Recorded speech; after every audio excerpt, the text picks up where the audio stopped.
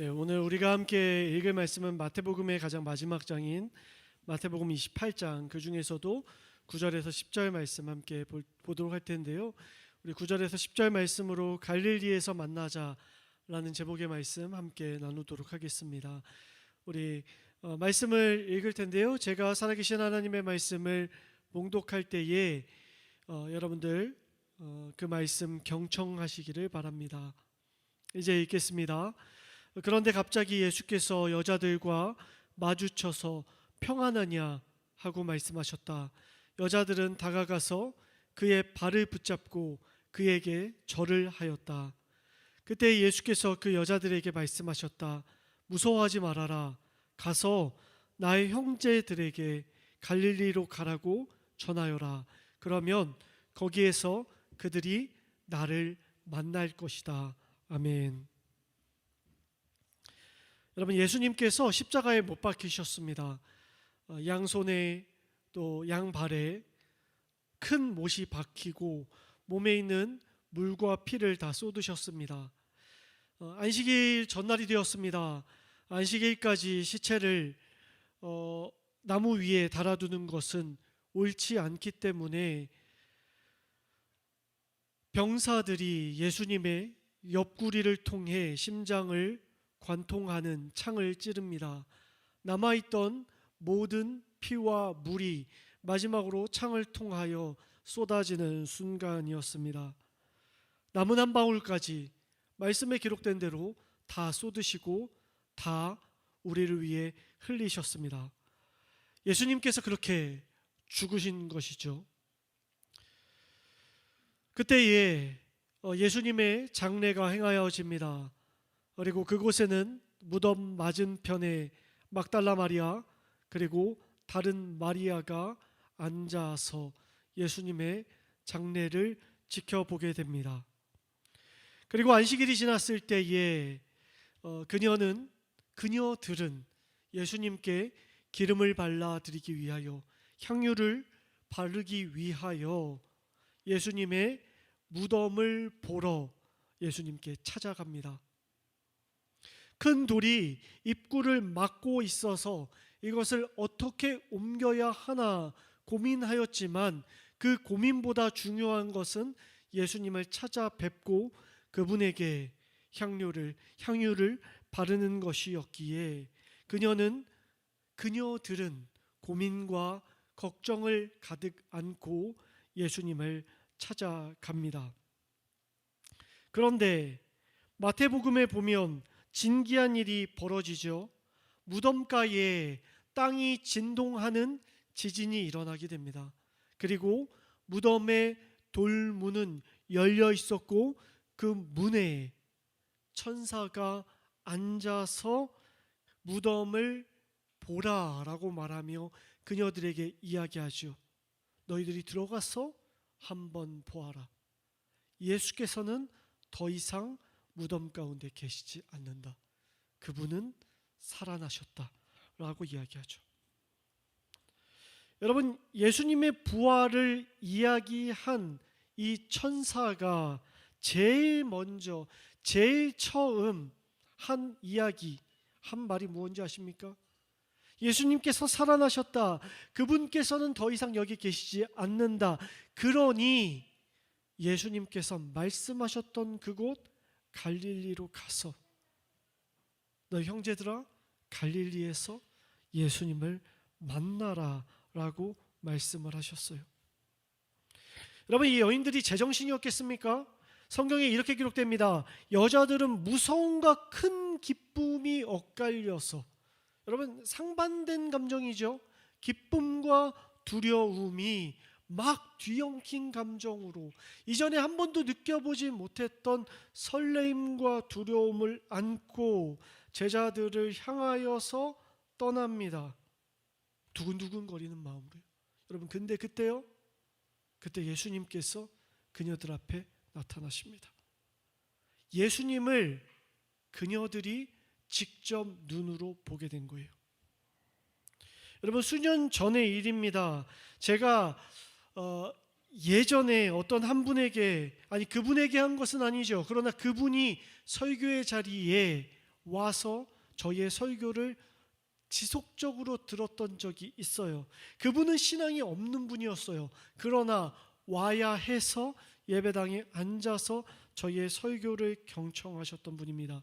그런데 그분이 저에게 이렇게 말씀하셨어요. 목사님, 저는 과학을 공부하는 과학자입니다. 저를 설득시키려면 논리가 필요합니다. 합리적인 논리가 변증이 필요해요. 목사님이 전하시는 메시지 다 좋거든요. 그런데 조금 더 과학적으로 입증해 주신다면 저도 예수님을 믿겠습니다 라고 저한테 제안하셨어요. 제가 그분의 건의를요 진지하게 받아들였습니다. 몇 주를 노력했어요. 평소보다 더 많은 인문학과 사회학과 과학의 책을 보고 연구하면서 모든 본문을 입증하고 납득시킬 수 있도록 열심히 잘 버무리고 조리해서 만들려고 노력했습니다. 안타깝게도요, 그분은요 몇 날 며칠이 못 돼서 떠났고요, 저는 그분을 만족시키지 못했습니다. 제가 꽤 오랫동안 데미지가 있었어요. 제 마음이 굉장히 횡하더라고요. 굉장히 안타깝고 굉장히 슬프더라고요. 여러분, 여기서 주의해야 될 것이 있어요. 기독교의 진리를 변증함에 있어서 저는 세상의 지식과 지혜가 필요 없다라고 이야기하는 것이 결코 아닙니다. 필요하죠. 필요하다면 여러 예화와 이야기들을 끌어서 설득할 필요가 있겠죠. 특별히 성경에도 없는 비논리적인 이야기로 설교를 한다면 그것은 세상에 조롱을 받아 마땅하죠. 합리적이고 모두가 통용될 만한 이야기 갖고 오는 거, 끌어오는 거 매우 중요합니다. 그런데요, 여러분, 우리가 읽은 마태복음을 여러분 자세히 한번 보십시오. 예수님께서 어떻게 부활하셨는지, 어떠한 화학작용이 있어서 예수님께서 다시 뼈에 살이 붙고 피와 물이 생겨나게 되었는지, 마치 시공간이 갈라지는 어떤 빅뱅 작용처럼 과학적인 논리와 근거로 예수님께서 다시 생명이 되셨더라 라고 기록된 부분이요, 성경에는 전혀 기록되어져 있지 않다. 단 한 문장도, 한 단어도 부활의 과정에 대해서는 기록되어져 있지 않다. 송두리째 빠져 있더라라는 겁니다. 오직 두 가지뿐이에요. 무덤이 비어 있더라, 그리고 그것을 증언하는 자가 그 자리에 있었다. 여러분, 이게 전부입니다. 제가 수차례 여러분들에게 말씀드렸죠. 여성들의 인권이 없던 시대에 유대사회 1세기 고대 근동, 여성들이 이야기하는 거는요 합리적이고 합당한 말에 근거가 되지 못하던 시대였어요. 그런데요, 그 당시에 부활의 첫 증인이 누구였다고 성경이 기록합니까? 여인들이었다라고 기록하고 있어요.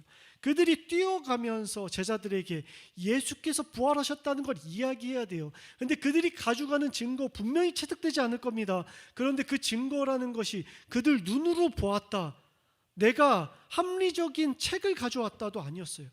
단지 무덤이 비어 있었고 그것을 증언하는 천사를 봤다, 이게 전부였습니다.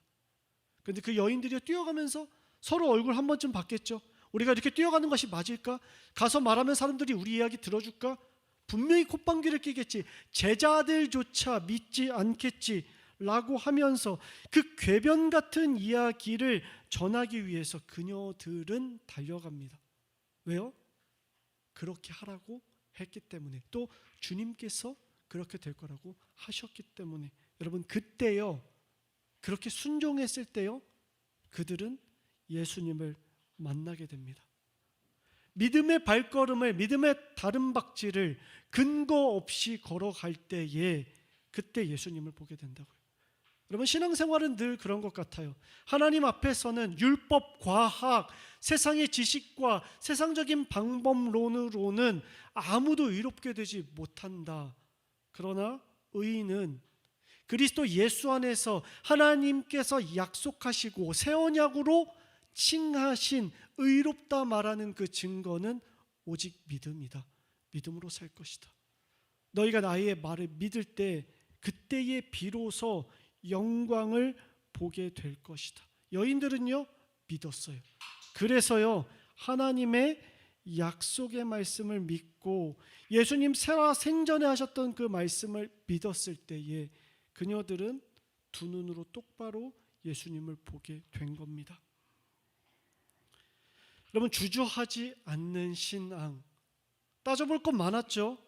그리고 조금 더 합리적인 방법을 찾을 생각도 했었을 수 있습니다. 그러나 듣고 일어나 걸어갈 때, 그때 하나님께서 스스로를 계시하시고 나타내시고 우리 가운데 부활의 증명과 증거가 되신다. 여러분, 우리 인생도 마찬가지가 아닐까요?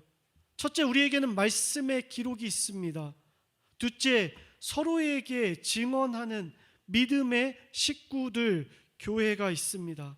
그때에 믿음으로 다름박질할 때에 그때 어떤 사람들은 주저앉아서 울고 있는 이들도 있겠죠. 어떤 사람들은 신세한탄하는 사람도 있을 겁니다. 나는 믿지만 내가 여인이니까 내 증언에 신빙성이 없을 거야. 내가 사회적인 명망이 없기 때문에, 내가 성공하지 못했기 때문에, 내가 연소하기 때문에, 내가 나이가 너무 많기 때문에 할 이유, 여러분, 널리고 널렸어요. 아직은 아닌 것 같아요. 그런데요, 그때 일어나서 예수가 부활하셨다 증거하는 자들만 하나님의 영광을 보더라. 여인이건 증거가 부족하건 상관없이 순종하면서 걸어갈 때, 그때 여러분, 예수님께서도요 이 여인들에게 천사와 똑같은 미션을 주십니다.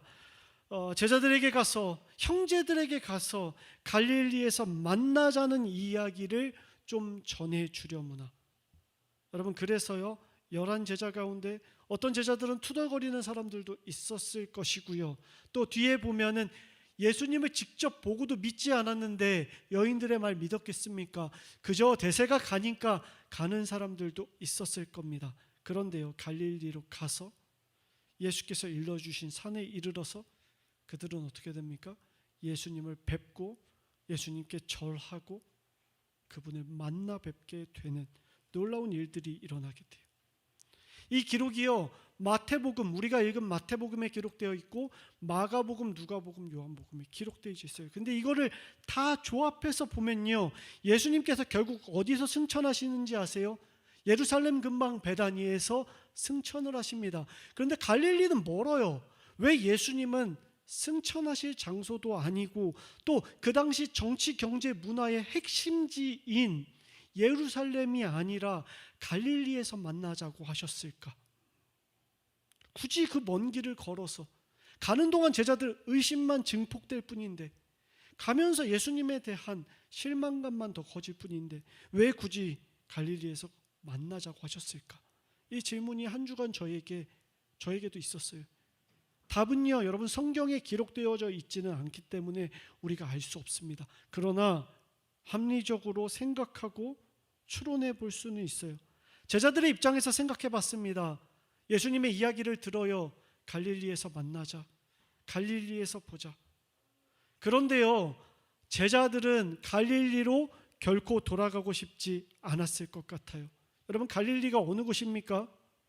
왜 갈릴리에서 그곳에서 만나자고 했을 때 갈릴리 그곳이 제자들에게는 어떤 땅이었을까요? 여러분, 제자들의 상황을 우리 몇 명만 살펴볼까요? 베드로와 안드레, 그리고 야고보와 요한, 그들이 둘이 만났던 그 예수님을 만났던 첫 장소, 여러분, 거기가 갈릴리 아닙니까? 갈릴리는 그들의 삶의 터전이었어요. 먹고 살 곳이 있던 곳이었다고요. 여러분, 예수님을 만약에 이 제자들이 안 만났다고 가정을 해볼까요? 그러면요, 이 제자들은 평생, 물론 가난한 신분이었겠지만 그들은 거기서 죽을 때까지 그 기술을 가지고 먹고 살았을 거예요. 생계의 수단이 있었고요, 그물이 있었고요, 인적 네트워크, 마을이 있었고요, 잘 살고 있었다고요. 근데 예수님께서 그들에게 개입하세요. 그래서 그들은요, 그들의 생계수단, 유일한 돈줄이요 생명의 방법이었던 그물을 버려두고, 그들의 사회적인 관계도 다 내려두고 예수님한테 모든 것을 투자하고 예루살렘으로 떠나게 됩니다. 그들 손에 있던 것이 그물이었는데요, 그들 손에 예수님을 부여잡는 것으로 그들의 생이 바뀌게 된다고요. 여러분, 그래서 그들은 예수님 때문에 승승장구할 줄 알았어요. 그런데 예수님께서 십자가에 죽으셨기 때문에 그들의 인생은 이제 달라졌어요. 그들이 갈릴리로 가면요, 남들보다 3년은 뒤처진 인생을 살아야만 하는 운명에 놓이게 되었다고요. 여러분 잘 아시는 것처럼 제가 2017년도에 그저교회를 개척했고 오늘이 6년째 되는 날입니다.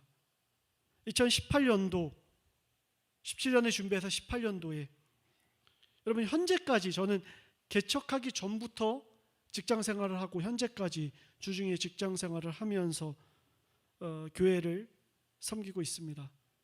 17년 특별히 6월과 7월은 저희 가정에게 꽤 힘든 기간이었어요. 내가 무엇을 할까? 무엇을 해서 생계를 유지할까? 많을 줄 알았습니다. 제가 잘난 줄 알았어요. 나를 필요로 하는 것이 꽤 많겠지라고 생각하고 이것저것 찾아봤는데 그 누구도 저를 필요로 하지 않았습니다.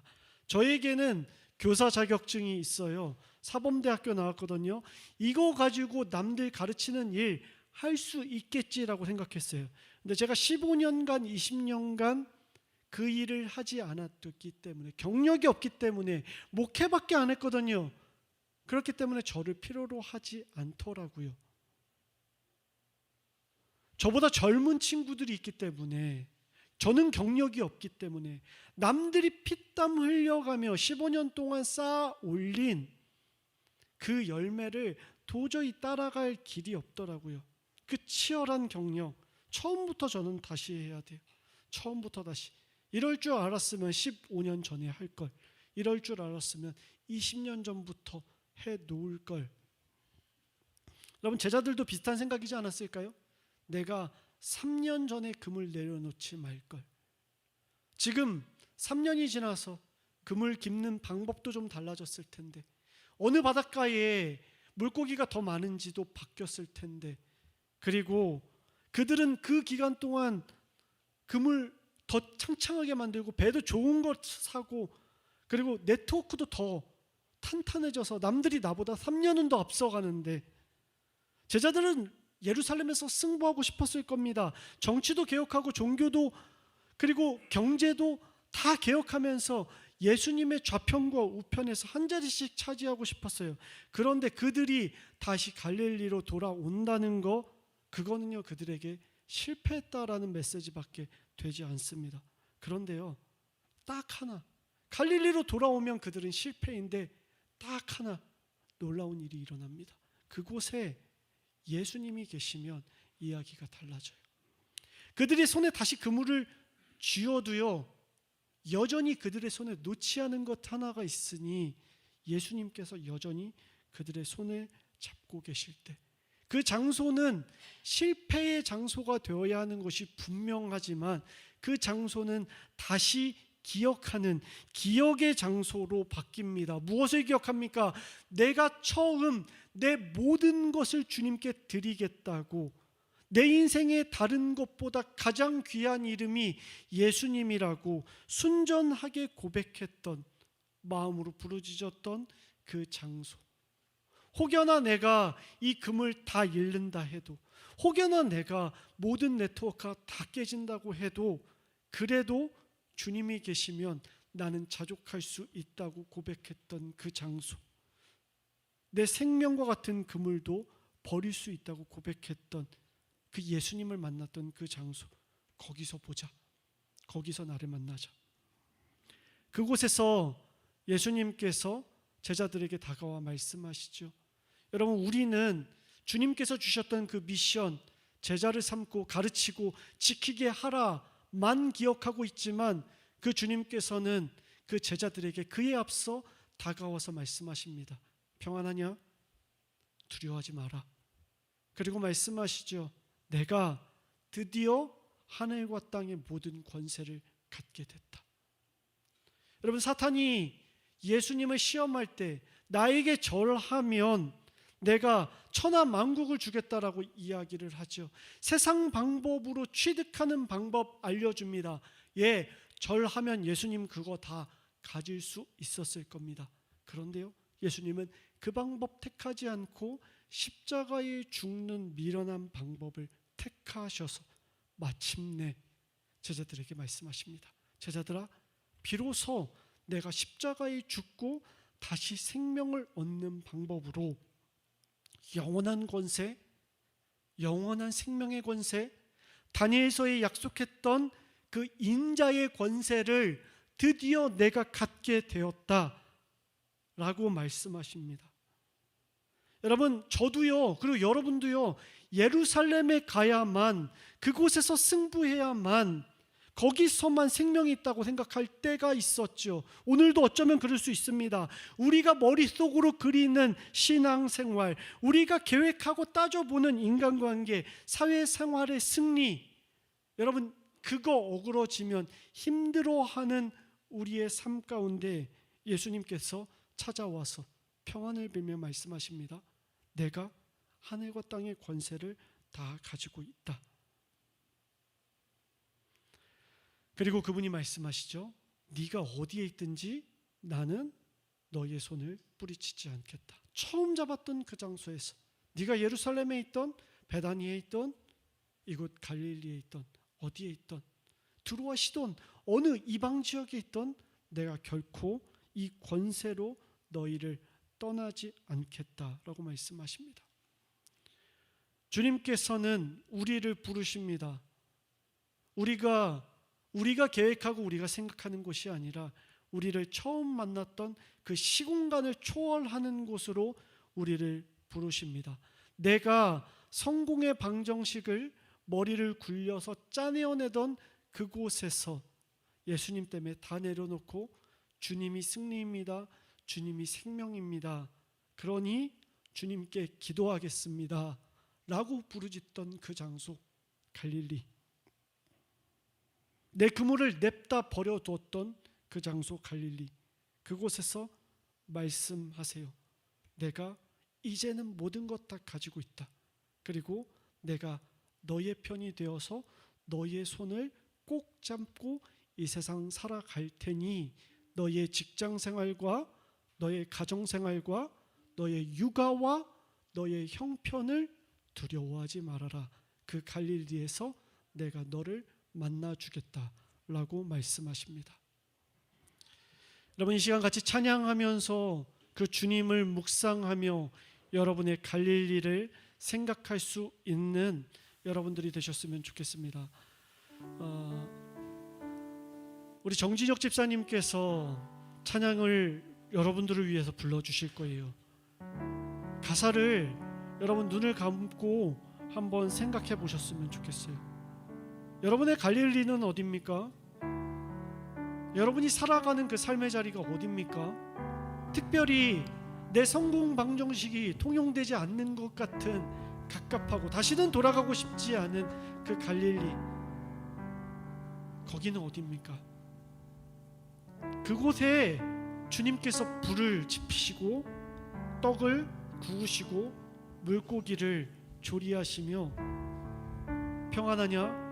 두려워하지 말아라. 내가 너를 위해서 조반을 마련했고 이것은 너희를 위하여 베푸는 잔치이니 나와 함께 생명을 누리자. 내가 모든 권세 가지고 있으니 너의 손 잡아줄게. 두려워하지 마 라고 부활의 주님 말씀하십니다. 여러분, 눈 감고요, 이 찬양의 가사 들으시면서 함께 그 주님을 마음으로 사랑한다 고백하고 신뢰한다 고백하고 의지한다 고백할 수 있는 성찬의 자리가 되었으면 좋겠습니다. 눈 감고 함께 찬양 듣겠습니다.